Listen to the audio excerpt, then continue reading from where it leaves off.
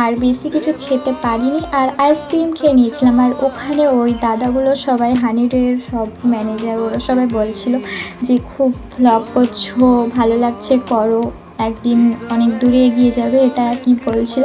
তো আমার প্রচুর হাসি পাচ্ছিল, লজ্জা লাগছিল যেহেতু আমার সামনে বলছিল।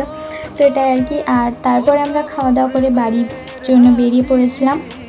আর আকাশটা দেখো একদম অসাধারণ লাগছে, মানে মাশাআল্লাহ খুবই ভালো লাগছে, কি বলবো। তারপর আমরা বেরিয়ে পড়েছিলাম, টোটোতে করে গিয়েছিলাম, তো টোটোতে বাড়ি আসছিলাম। তারপর বাড়ি এসে দেখি এখানে লিও আর জোজো ঘুমিয়েছিল, কারণ ওরা গোটা দিন এইভাবে খেলা করে করে হাঁপিয়ে গেছে, এখন শুয়েছে। আর জোজোর ঘুমানোটা জাস্ট দেখো তোমরা, তোর ঘুমানোর ক্যাপাসিটি অনেক রকম আছে, তোমাদের সঙ্গে সবটা একদিন শেয়ার করব। আর রাত্রেবেলায় এখানে খুদেমা কলার বড়া দিয়ে গেছিলো। খুদেমা মানে হচ্ছে আমার দিদির শাশুড়ি। তো কলার বড়া একটা খাচ্ছিলাম। তো ভিডিওটা আমি আর লং করছি না, যদি ভালো লাগে লাইক কমেন্ট সাবস্ক্রাইব করে দিও, আর আমার ফেসবুকটা ফলো করে দাও। আল্লাহ হাফিজ, বাই।